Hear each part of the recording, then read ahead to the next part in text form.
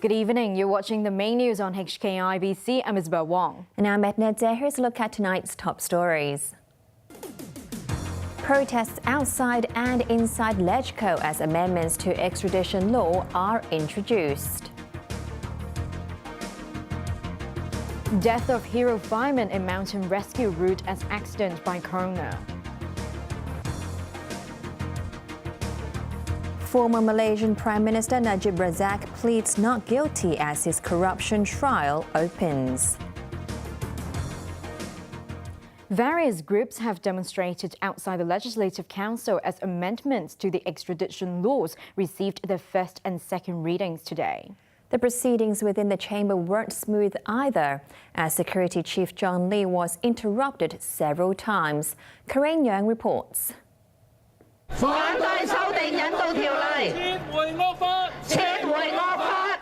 About 40 pro-democracy activists gathered outside government headquarters in Tamar and chanted, "Say no to the extradition amendment plan, withdraw the evil law." The protesters, including the Civil Human Rights Front, read out a statement slamming the government for taking advantage of a homicide case in Taiwan to push for the extradition law amendments. A Hong Kong man accused of killing his girlfriend on the island last year cannot be sent back to Taiwan for trial because the two jurisdictions have no extradition agreement. The activists said Taiwan made at least 3 requests for the suspect's extradition but received no response. They accused the Hong Kong government for paving the way for the transfer of Hong Kongers to the mainland for trial. After the brief demonstration, pro-democracy lawmakers returned to the Legislative Council for the first and second readings of the amendment bill. After the first reading, the Civic Party's Kwok Ka-ki called for a quorum. This delayed the second reading by around 11 minutes.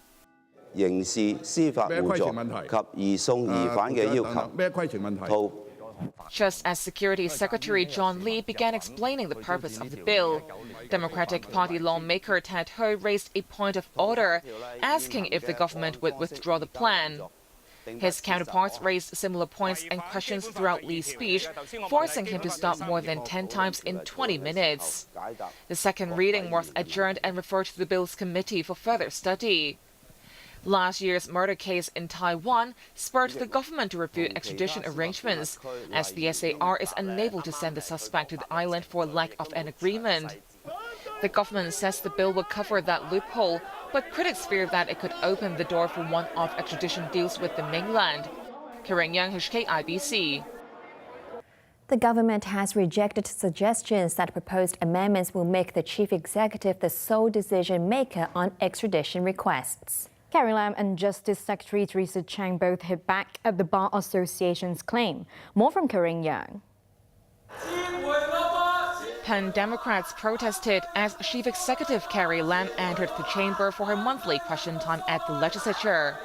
The focus of today's session was the contentious extradition amendment bill. The Democratic Party's Andrew Wan dismissed the government's claim that it is closing a loophole. He pointed to the Bar Association's statement that when enacting the original extradition law in 1997, legislators took into consideration the different criminal justice systems and poor human rights track record across the border. Lam denied that she was misleading the public. In today's circumstances, there is indeed a loophole. What I mean is that there is a gap so that people may use a legitimate means to evade something. As a result of the geographical restriction, in some cases, it is impossible to surrender a fugitive offender. If the amendment bill is passed, unlike long-term arrangements, the chief executive could initiate case-based arrangements without the need to go through negative vetting in LegCo.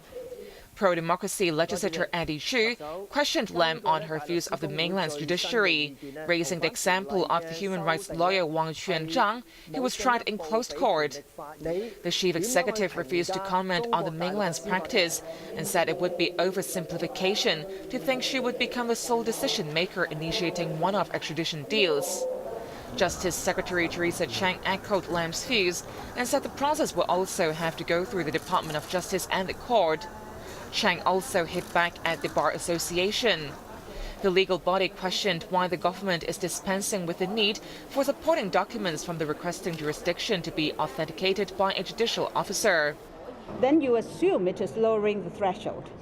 In the existing ordinance, the provisions say that documents from the other jurisdiction can be submitted via the courts or the relevant government authorities in the courts. As a matter of practice, it has happened both from courts submissions as well as governmental department submissions from foreign jurisdictions sending the documents to Hong Kong. Chang denied claims that the government is lowering standards. Karen Young, HK IBC.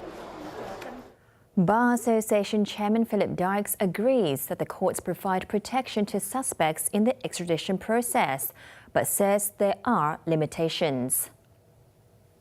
The chief executive will initiate proceedings. The judiciary will not be involved until the proceedings have commenced. It will be with the arrest of an individual. The judiciary then plays a limited role in what happens next. It will see, pretty much in the matter of ticking boxes, as to whether or not the requirements that have been set down in the agreement have been met. I know the English courts have inquired as to whether or not the judiciary in a country is independent, and they have refused to extradite cases like this. But that would not be open to the Hong Kong courts. The coroner has ruled that the death of Principal Fireman Yau Siu Ming